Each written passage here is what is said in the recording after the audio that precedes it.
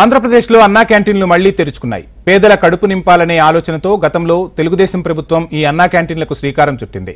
YCP హయాంలో అన్నా క్యాంటీన్లు మూతపడగా మరోసారి అధికారంలోకి వచ్చిన చంద్రబాబు సర్కార్ అన్నా క్యాంటీన్లను పునఃప్రారంభించింది. స్వాతంత్ర్య దినోత్సవం సందర్భంగా గుడివాడలో అన్నా క్యాంటీన్ను చంద్రబాబు స్వయంగా ప్రారంభించారు. ఆ మరుసటి రోజు రాష్ట్ర వ్యాప్తంగా 99 అన్నా క్యాంటీన్లను మంత్రులు, ఎమ్మెల్యేలు ప్రారంభించారు. నిత్యావసర ధరలు ఆకాశాన్ని తాకడంతో కార్మికులు, నిరుద్యోగులు ఈ పథకం పట్ల ఆనందం వ్యక్తం చేస్తున్నారు.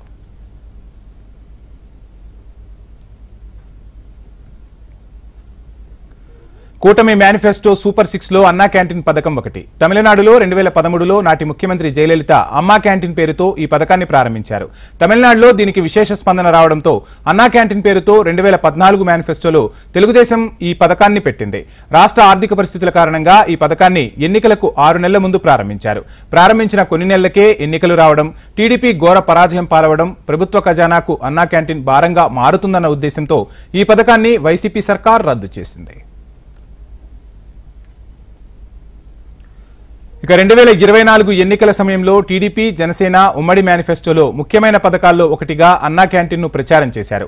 ఎన్నికల సమయంలో టీడీపీ, జనసేన నాయకులు తమ సొంత ఖర్చులతో మొబైల్ అన్నా క్యాంటీన్లను కొన్ని చోట్ల ఏర్పాటు చేయడం విశేషం.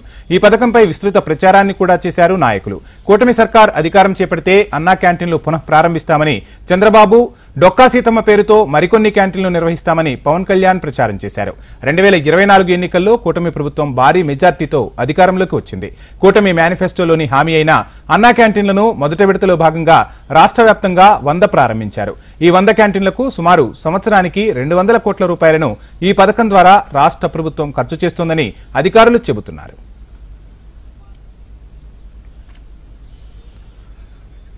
రాష్ట్ర వ్యాప్తంగా 203 క్యాంటీన్లకు ప్రభుత్వం టెండర్ను ప్రతిపాదించిందని, అక్టోబర్ చివరి నాటికి రెండో దశలో మరో 103 క్యాంటీన్లను ప్రారంభిస్తామని అక్షయ పాత్ర ఫౌండేషన్ అధ్యక్షులు సత్యగౌర చంద్రదాస్ తెలిపారు.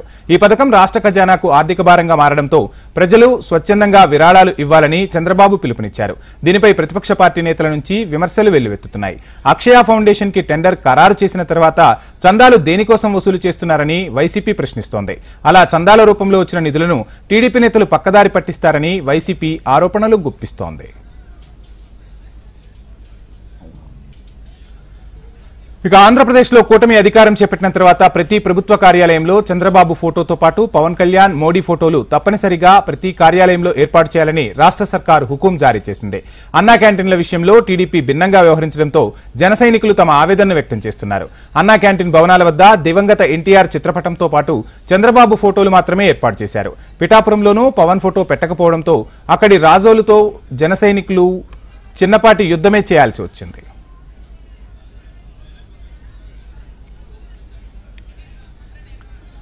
అన్నా క్యాంటీన్లతో పేద, సామాన్య ప్రజలు కడుపు నిండా భోజనం తింటున్నారని టీడీపీ నాయకులు చెబుతున్నారు. రాష్ట్ర వ్యాప్తంగా ప్రారంభించిన 100 అన్నా క్యాంటీన్లలో ఉమ్మడి తూర్పుగోదావరి జిల్లా వ్యాప్తంగా 15 అన్నా క్యాంటీన్లు పునఃప్రారంభమయ్యాయి.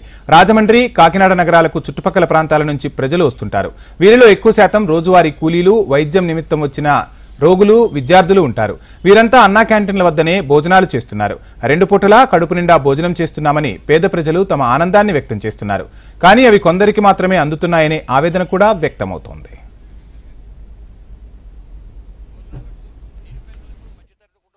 ఎంతో ఆనందంగా ఉంటున్నారు. క్వాలిటీ కూడా ఎంతో బ్రహ్మాండంగా ఉంది. టేస్ట్ చూస్తున్నారు, అందరూ కూడా చాలా బాగుందనే చెప్తున్నారు. కాబట్టి ప్రజలందరూ ఆనందంగా తింటూ సంతోషంగా వెళ్తున్నారండి. రాబోయే రోజుల్లో ఈ మెన్ను అంటే 350 మంది కాకుండా ఇంకో 100 మందిని ఎక్స్టెన్షన్ చేయడానికి ఇక్కడ మన స్థానిక ఎమ్మెల్యే గారు పెంచుతామని చెప్పారు. పెంచుతున్నారు కూడా. టిఫిన్ కూడా పెరగాలి. ప్రజలు రిటర్న్ అయిపోతున్నారు.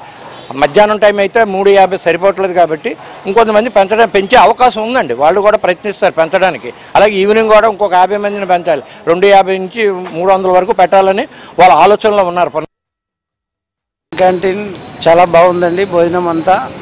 కాకపోతే కొంచెం ఈ బయటి వ్యక్తులు కూడా రావడం వల్ల మా లాంటి వాళ్ళకే కాకుండా నిరుపేదలు కూడా దొరికే విధంగా ఉంది. కాకపోతే కొంచెం బయటి వ్యక్తులు రావడం వల్ల కూడా మాలాంటి వాళ్ళకు కొంత ఇబ్బందికరంగా దొరకడం లేదు. వెంటనే లోపల రైస్ అదంతా అయిపోతుంది. దానివల్ల కొంచెం టైమింగ్ ఎక్స్ట్రా కొంచెం పొడిగిస్తే బాగుంటుందని నేను అనుకుంటున్నాను. సాధారణ ప్రజలు సైతం అన్నా క్యాంటీన్లో భోజనం చేయడంతో పేద ప్రజలకు భోజనం దొరకడం లేదు. అన్నా క్యాంటీన్లు ప్రారంభమైతే 2 పూటల భోజనం దొరుకుతుందని అనుకున్నామని, టోకెన్లు అయిపోవడంతో భోజనం దొరకడం లేదని, పుట్టినరోజులు ఇతర కార్యక్రమాలకు దానంగా ఇచ్చే భోజనం పొట్లాలపైనే ఆధారపడి తమ జీవనం సాగిస్తున్నామని మరికొందరు ఆవేదన వ్యక్తం చేస్తున్నారు. దీనిపై సర్కార్ స్పందించి పేద ప్రజలకు భోజనం అందేలా చూడాలని చెబుతున్నారు. అయితే అన్నా క్యాంటీన్లోని నిజంగా పేదవాళ్ళు అంటే వాళ్ళు ఎవరో మరి భోజనం చేయట్లేదని అనుకున్నాను. ఎందుకంటే ఇక్కడ ఇంతమంది ఉన్నారు. ఇక్కడికి రాజమండ్రి నాకు తెలిసి పుష్కరాల రేవు దగ్గర ఈ గోదావరి గొట్టు ఇదంతా కూడా బయట నుంచి స్వచ్ఛంద సంస్థలు లేకపోతే వేరే పుట్టినరోజు చేసుకోవడం ఆలో సంథింగ్ ఏదో రకంగా ఇక్కడ అందరికీ భోజనాలు దొరికితే తప్పనిసరిగా. అయితే నిజంగా కూలి పని చేసుకోవడానికి వచ్చిన వాళ్ళు ఉదయాన్నే రాజమండ్రి దేవుచోకి వచ్చిన వాళ్ళు చాలామంది ఉంటారు. తర్వాత బయట ప్రాంతాల నుంచి ఇక్కడ పనులకి లోకల్ పనులు చేసుకోవడానికి వచ్చిన వాళ్ళు కూడా చాలామంది ఉంటారు. వాళ్ళకి నిజంగా అన్న క్యాంటీన్లో వాళ్ళకైతే భోజనం దక్కట్లేదు. ఎందుకంటే నిజంగా వాళ్ళకి దక్కేటట్టు అయితే ఎక్కడ ఇలా తిని అవసరం ఉండదు. కాబట్టి నేను ఏం చెప్తున్నానంటే అన్న క్యాంటీన్లో ఇలాంటి వాళ్ళకి కూడా అవకాశం కల్పించి భోజనం పెట్టేలా చేస్తే బాగుంటుందన్న ఉద్దేశం. ఈ అన్నా క్యాంటీన్ లోగడ మీరు ఫస్ట్లో గెలిచినప్పుడు నంబర్ 1 భోజనం నా పేదవాళ్ళకే అందేటట్టు చూశారు. కానీ ఇప్పుడు ఈఏపీలని వాళ్ళకే వెళ్తున్నారు. కానీ మా లైన్లో ఉన్న వాళ్ళకి అవకాశం కల్పిస్తలే. ప్లస్ ఆ భోజనం కూడా సరిలేదు. ఇప్పుడు లోగడ ఉన్నట్టు లేదు. కారాలు అందరూ పారేస్తాం తప్ప ఎగబడతాం తప్ప మూడోది ఏమీ లేదు. కూటమి ప్రభుత్వం అన్నా క్యాంటీన్లను ఎంతో ప్రతిష్టాత్మకంగా తీసుకుని పునఃప్రారంభించింది. అన్నార్తుల ఆకలి తీర్చడమే లక్ష్యంగా అప్పటి టీడీపీ సర్కార్ ఈ బృహత్తర పథకాన్ని తీసుకొచ్చింది. ఉదయం అల్పాహారం, మధ్యాహ్నం భోజనం, రాత్రి భోజనం కూడా 5 రూపాయలకే అందించేది. అయితే 2019లో వైసీపీ అధికారం చేపట్టాక అన్నా క్యాంటీన్లు మూసేశారు. అప్పటి నుంచి అన్నా క్యాంటీన్ భవనాలు వృధాగా మిగిలిపోయాయి. ఎంతో ఆదరణ పొందిన అన్నా క్యాంటీన్లను మూసివేయడంతో కార్మికులు, కూలీలు, విద్యార్థులు, యాచకులు ఇబ్బందులు ఎదుర్కొన్నారు.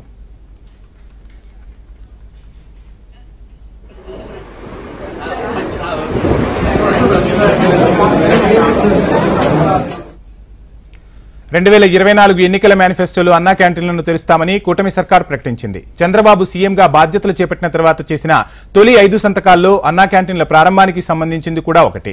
అప్పటి నుంచి అన్నా క్యాంటీన్ల పునరుద్ధరణకు చర్యలు చేపట్టిన నేపథ్యంలో రాష్ట్ర వ్యాప్తంగా 100 క్యాంటీన్లను తెరవాలని సర్కార్ నిర్ణయించగా విజయనగరం జిల్లాలో తొలి దశలో 3 క్యాంటీన్లను ఏర్పాటు చేశారు.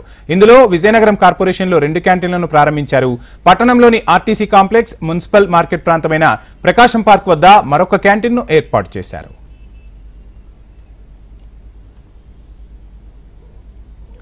విజయనగరంలోని ఈ 2 అన్నా క్యాంటీన్లకు ప్రస్తుతం జనాలు పోటెత్తుతున్నారు. ప్రధానంగా చిరు వ్యాపారులు, రిక్షా కార్మికులు, పోటీ పరీక్షలకు సిద్ధమయ్యే విద్యార్థులు, బాటసారులు, పేదలంతా తమ ఆనందాన్ని వ్యక్తం చేస్తున్నారు. అన్నా క్యాంటీన్ల నిర్వహణ గతంలో ఆహారం సరఫరా చేసిన అక్షయపాత్ర ఫౌండేషన్ కి ఈసారి కూడా బాధ్యతలను సర్కార్ అప్పగించింది. క్యాంటీన్ల దగ్గర సరైన సెక్యూరిటీ లేకపోవడంతో వృద్ధులు, పేషెంట్లు ఇబ్బందులకు గురవుతున్నారు. స్టూడెంట్స్ అవ్వచ్చు, లైబ్రరీలో చదువుకున్న వాళ్ళు అవ్వచ్చు, అందరూ కూడా ఈ అన్న క్యాంటీన్ మీద ఆధారపడి బ్రతుకుతున్నారు. ఇంతకు ముందు అయితే ప్రభుత్వం మళ్ళీ తీసిందనేసి, కానీ ఇప్పుడు మళ్ళీ పునరుద్ధరణ చేసి వ్యవస్థ కొంచెం సెక్యూరిటీ మెయిన్ ఇంపార్టెంట్. సెక్యూరిటీ పెట్టి డ్రెస్ కోడ్ పెడితే భయపడతారు, జనాలు లైన్లో ఉంటారు, అందరికీ భోజనాలు దొరుకుతాయి. స్టూడెంట్స్ అవ్వచ్చు, లైబ్రరీలో పూటకు 5 రూపాయలు ఖర్చు చేస్తే అన్నార్థుల ఆకలి తీరిపోతుంది. టిఫిన్ భోజనాన్ని నామమాత్రపు ధరతో పేదలు కడుపు నింపుకునే లక్ష్యంతో ఈ క్యాంటీన్లను నిర్వహిస్తున్నారు. ఉదయం 7:30 నుంచి 10 గంటల వరకు టిఫిన్, మధ్యాహ్నం 12:30 నుంచి 3 గంటల వరకు లంచ్, తిరిగి రాత్రి 7:30 నుంచి 9 గంటల వరకు డిన్నర్. ఇలా 3 పూటలా పేదవారి ఆకలి తీర్చేందుకు ఈ అన్నా క్యాంటీన్లు ఎంతగానో దోహదపడుతున్నాయని స్థానికులు సంతోషిస్తున్నారు. ఇలా ఏ పేషెంట్ల దగ్గరికి వచ్చినా టైంకి భోజనం 5 రూపాయలకి భోజనం వస్తుందంటే చాలా గ్రేట్ కదండి. ఆలస్యమైనా పర్వాలేదండి, ఎంత ఆలస్యమైనా పర్వాలేదండి, భోజనమే కదండి. మరి బయటికి వెళ్ళి తినాలంటే 70 రూపాయలు, 80 రూపాయలు, 100 రూపాయలు అండి భోజనం. అందుకని మరి వచ్చామండి. ఎక్కడ ఉందో నెతుక్కొని వచ్చామండి. మేము హాస్పిటల్ ఇక్కడ ఆటో వదిలేసి మేము ఇక్కడికి వచ్చామండి. లేట్ అయినా పర్వాలేదండి, భోజనం ఎంత లేట్ అయితే అంత ఏం చేస్తామండి, అక్కడి నుంచి రావాలి కదా, మన ఇంట్లో అదేం కాదు కదండి. నలుగురు తినాలా, నలుగురు ఉండాలా.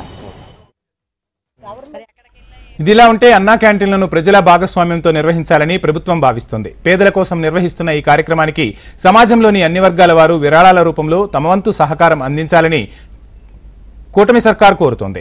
మరోవైపు రెండో విడతలో సెప్టెంబర్ 21న విజయనగరం కార్పొరేషన్లోని గోషాస్పత్రి, నెల్లిమర్ల, రాజా మున్సిపాలిటీల్లో ఉన్న క్యాంటీన్ల పునఃప్రారంభానికి సర్కార్ చర్యలు తీసుకుంది.